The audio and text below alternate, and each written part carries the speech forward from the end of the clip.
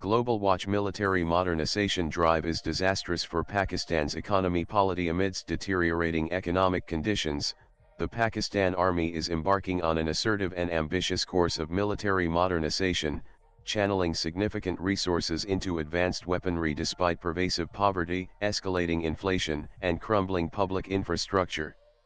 This determined enhancement of military capability highlighted by the prospective acquisition of China's HQ-19 air defense system, the untested and unproven Shenyang J-35S derived from the Shenyang FC-31 Gerfalcon, and KJ-2000 aircraft aims to counter India's conventional military superiority, but has sparked serious apprehensions both domestically and internationally. While this buildup is officially framed as a strategic necessity in response to regional threats, critics increasingly interpret it as a disquieting sign of the military establishment's growing dominance over Pakistan's political and economic landscape. With civilian institutions collapsing under the strain of chronic underfunding and disregard, a critical question arises: is this arms buildup genuinely about safeguarding national security, or is it fundamentally about consolidating power? The HQ-19, an advanced anti-ballistic missile system, represents more than just a military upgrade. It reflects Pakistan's increasing prioritization of militarization, a trajectory that appears increasingly misaligned with its economic circumstances. Pakistan's external debt has exceeded 130 billion, and its foreign exchange reserves remain critically low. The nation has been compelled to depend on financial support from the International Monetary Fund (IMF), Gulf nations, and China, often subject to stringent austerity measures. These economic pressures have resulted in substantial reductions in public services, leading to a pronounced deterioration in the quality of education, healthcare, and essential infrastructure. The disparity is striking. While children in rural Sindh attend schools without furniture or textbooks and hospitals in Balochistan lack vital medicines, the government continues to allocate billions towards radar systems, drones, and missile defense technology. According to the World Bank's latest estimate, nearly 45% of Pakistan's population lives in poverty, with an additional 16.5% enduring extreme poverty. In sharp contrast, India, a regional rival Pakistan seeks to match, has lifted a record number of people out of poverty.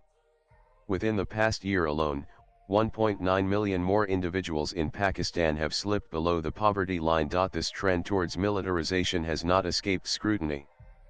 Public discourse, particularly among independent journalists and policy analysts, is increasingly centered on the imbalance between military expenditure and investment in social development. Critics contend that these acquisitions are less about safeguarding national borders and more about preserving the military's institutional dominance. Historically, the Pakistan Army has wielded considerable autonomy and influence, frequently operating outside the bounds of civilian control. Its presence extends into major economic sectors including construction, agriculture, and real estate, largely via military-operated conglomerates such as the Fauji Foundation and the Army Welfare Trust. This deep-rooted economic involvement has fostered a system in which the distinction between national interest and military interest is progressively obscured. Pakistan has, in effect, become a garrison station in which military imperatives dominate the allocation of economic resources. The repercussions of this imbalance are acutely experienced by ordinary Pakistanis. Inflation fueled by currency depreciation and rising global costs has rendered basic goods unaffordable for millions. Unemployment continues to climb, particularly among the youth, while the informal labor sector, already fragile, has expanded further due to the decline in formal employment opportunities. Simultaneously, power outages remain commonplace, water scarcity persists across numerous regions, and urban infrastructure from roadways to drainage systems is deteriorating under increasing strain.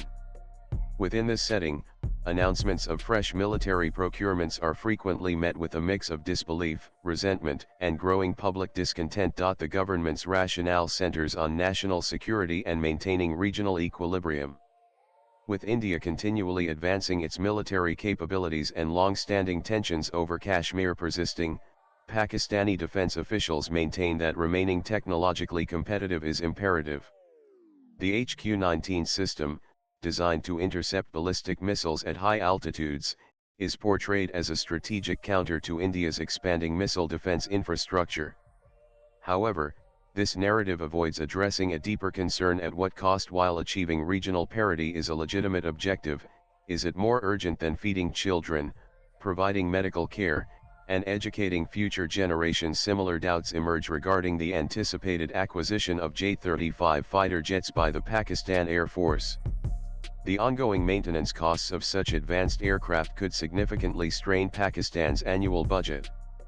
Critics argue that this fixation on military rivalry ignores the fundamental pillars of national security: economic resilience, social welfare, and human capital development. Furthermore, the secrecy and lack of transparency surrounding these procurements have heightened anxieties over accountability.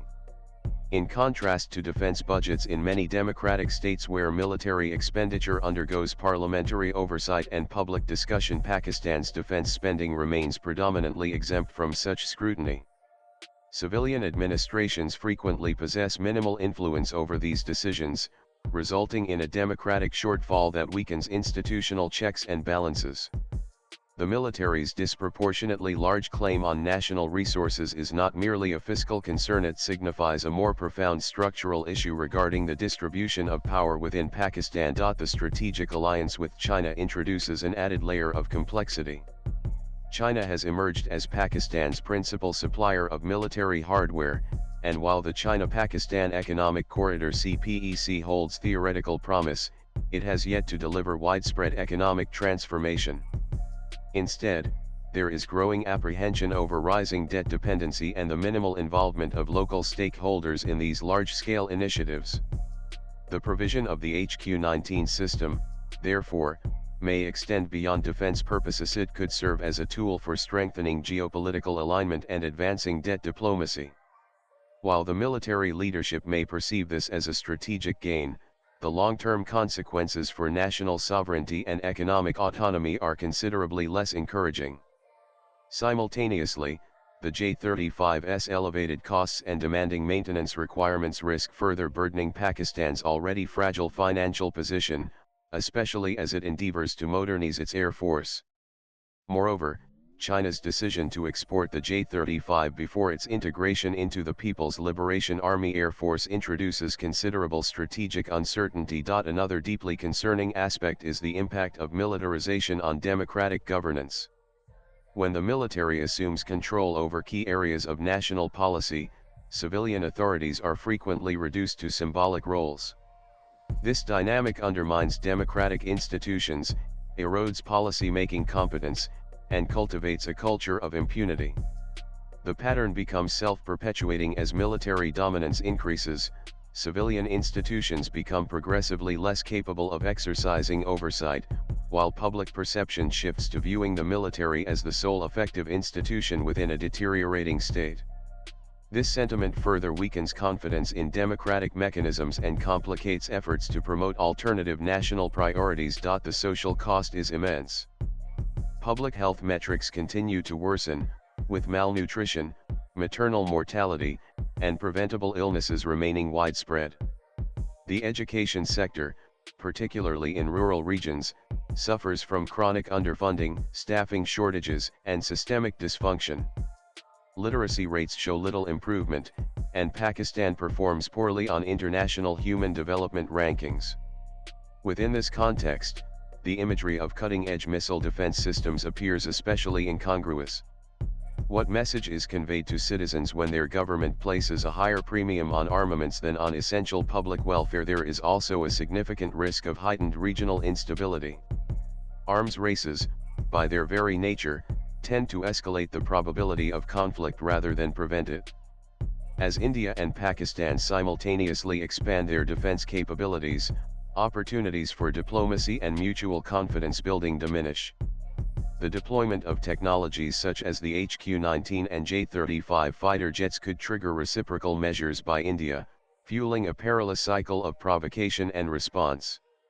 At a time when South Asia confronts shared challenges ranging from climate change and water scarcity to terrorism, diversion of vital resources into military buildups undermines the region's collective capacity to address these pressing threats. Voices from civil society are increasingly urging a realignment of national priorities.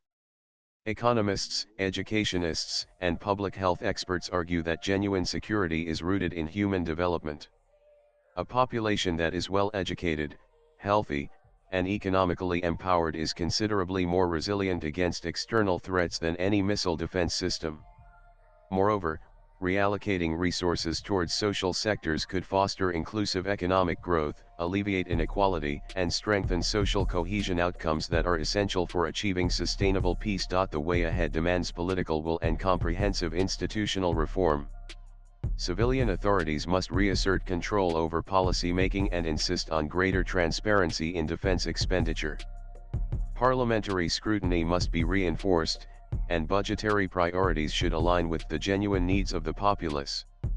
International stakeholders also share responsibility.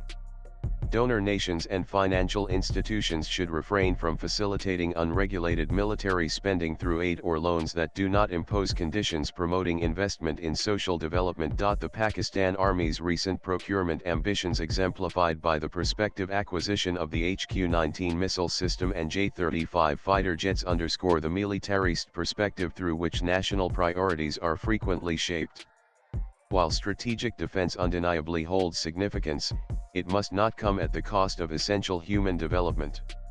In a nation where millions lack access to clean water, quality education, and adequate health care, investing in advanced weaponry cannot be seen as a comprehensive solution to security challenges. Swipe left for next video. The true measure of a nation's strength lies not in its arsenal, but in the well-being of its citizens.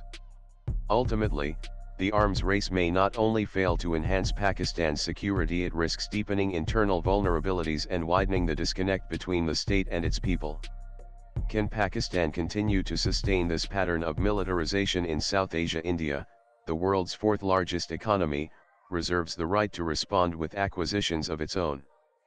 The short-term advantages sought by Pakistan's militarist leadership will prove unsustainable if the state persists in acting like a revisionist power under the mistaken belief that it can contend with a nation of India's scale. The writer is an author and a columnist. His X handle is Arunanandlive. Views expressed in the above piece are personal and solely those of the author. They do not necessarily reflect News 18's views. Latest blogs.